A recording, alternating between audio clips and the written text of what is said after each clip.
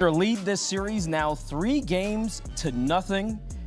You see, A.J. Mitchell, the surprise name of this postseason, 24 points, leading all scorers in this one. Shai Gilgeous-Alexander still had a fine night himself with 23. LeBron James with 19 for the Lakers. And to chat all things Lakers and Thunder, we welcome in former NBA big man Al Harrington. And Al, you were part of 7 playoff teams in your illustrious career, so you know what it takes to go on a postseason run. Can you put into context how difficult it is for teams in today's NBA to blow out this many teams and have this many wins the way that the OKC Thunder have been doing so far? Well, it seems to not be difficult for these guys. I mean, they really got it together. They've been playing really good, throughout most of the season. They had their hiccups with like different guys in and out the lineup for health, but it just seems like the culture that they have there is one that is about winning and winning at a high level and trying to win another championship going back to back.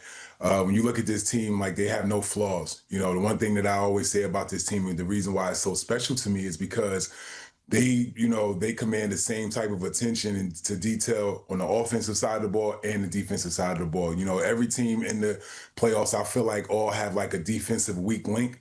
They don't have one. All 5 guys on their team are required to play defense at a high level. And because of that, to me, it's going to be difficult to beat these guys, and they're always going to be in every single game. And even in games like this with the Lakers, it seems like in the first half, they kind of let the Lakers hang around, but in the second half, they decide to clamp down, and then you see they keep winning these games by double digits. Yeah, you mentioned winning games by double digits. They swept their way through the first round. 25 points per game is what the point differential was in games 1 and 2. 23-point differential tonight. How did they just clamp down, as you said, in the fourth quarter and made sure that the Lakers were not going to be able to come back? I mean, they did it by committee. It's not just one guy. Obviously, Shai is the closer, and most times, it's usually him doing it. But right now, a little bit of everybody's, chipping in. Chet has been very difficult to guard. To me, I feel like he was the X factor. But then tonight, you have a guy that surprises everybody with A.J. Mitchell. He's definitely a special talent in this league. I think he is a starting point guard on most teams, probably, 80% of the teams in the NBA. And tonight, he was playing downhill. He was scoring the ball. He was assisting the ball. He was defending. He did everything. So, even like in the first half where Shai was, I think, 2 for 11 or something like that, it still didn't affect their team because they had a guy like A.J. Mitchell playing well. Keaton Wallace hit 3 threes off the bench. Just everybody contributed. And when everybody's playing like that, is that this going to be a tough team to beat, long term. What is it about A.J. Mitchell's play in this series? He had 20 points in game 2 as well. Then, of course, going off for 24 in this game. What is it about his play that you've seen that's allowed him to be this breakout star in this postseason? I think the injury, to Williams, allows him to, do a little bit more out there. And, I think he's really showing the league and showing his team what he really can do. Like I said, I think with this team, after, whatever happens this year, I think this team is going to have to make some difficult decisions in regards to personnel. And the way he's playing right now, he's going to make them have to decide that he's going to be one of the guys that's going to have to stick around. So, a big fan of AJ's, I hope he continues to play at this high clip. I think, for the most part, anytime they've given him an opportunity to play extended minutes, this is the kind of production that they've gotten from him. Yeah, now, after LeBron James averaged about 25 points in the first 2 games of this series, he only had 19 here in Game 3. How did OKC kind of put the clamp down on him in Game 3? I would say they putting the clamp down on LeBron. It's hard for anybody to do that to him.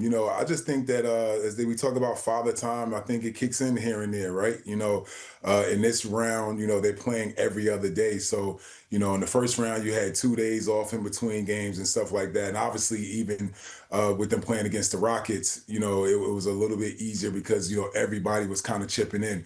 But in a series like this, when you're playing against a juggernaut, you need your star to be the star of stars. And, I just think that with LeBron's age and, what they need from him and the fact that he needs to play on the defensive end, he can't really take plays off. It's just going to be difficult. So I think that as this series goes on, if it does go past 4 games, I think it'll just be more and more difficult for a guy like LeBron to be as effective as he was, in the first round. How much gets put more on his shoulders, so to speak, now that we go into a 3-0 series lead for OKC? The Lakers obviously don't want to get swept. They don't want to end this thing in Game 4. How much more is on his shoulders to get them over that hump and try to make this a series?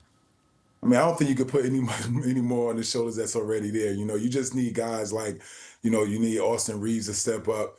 You need the Japanese Jordan Hachimura to, continue to play well. I mean, he is one of the bright spots. I think he's shooting almost 60% from three. So, I mean, I'm almost thinking like maybe they need to figure out how to get him more shots, from 3 points because, that could help kind of fight the onslaught that, comes from OKC.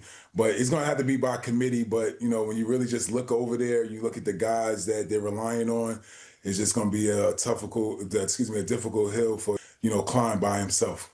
Yeah, indeed it will. And you mentioned Rui Hachimura. He has certainly been a bright spot for the Lakers through these playoffs. We'll see if the Lakers can bounce back and get it done. That's Al Harrington. Thank you so much for the time, brother. Thanks for having me. A quick check of the longest win streaks to start a playoff run in NBA history. This is by defending champions. The Thunder with 7 here in 2026. The Lakers in 2001 had 11. They also had an 11-game win streak in 1989. And college basketball analyst for us. But let's talk about these guys outside of the top 3. And MOD will move from here to here. You got Darius Acuff Jr. widely projected as a top 10 here. Where do you see him going, or what will he add to the NBA this year? So Darius Acuff is the best bucket getter out of this group. He was top 3 in the country in scoring. He was top 10 in the country in three-point shooting. Immediately entering in the NBA, he's going to be a big-time scorer. This is a guy that I think is going to be a multi-time All-Star. There's going to be concerns about his height. I don't care. You got to look at the productivity in college. He was outstanding. There might even be conversations of where you might hear Darius Acuff's name mentioned in that top 3 rank. Not number 1. Not number 2, but maybe even that 3rd pick. He's going to push for that level. He's been that good. There isn't a shot that he can't make on the court. And I think when we see in the NBA Draft Combine, his name is going to come up more and more and more as one of those guys who could be top 3 pick. Okay, top 3 pick. I have also seen him compared to people like Jalen Brunson and Tyrese Maxey, as we know they've been battling it out so far. Now go UNC Caleb Wilson here. What do you like about his game? So he's a more flexible version of Shawn Kemp in his ability to make shots off the bounce. He has the same type of elite athletic ability. If you're a millennial kid, you're 40 years old, you remember how great Shawn Kemp was. That explosiveness is Caleb Wilson's best skill set. And there were conversations really in November, December, and Caleb Wilson was playing at such a high level where he was getting about 20 points a game, where a lot of people were asking, wait a second, is this the potential number 1 pick in the draft, even over Darren Peterson and A.J. DeBonsa? Now, he won't be the number 1 pick in the draft, but there'll be conversations. Those will pick back up again. I think at worst, he'll be 5th. Probably around that 4th pick, maybe even conversations around the 3rd pick. Okay, let's head to Champaign now. Keaton Wagler fighting Illini.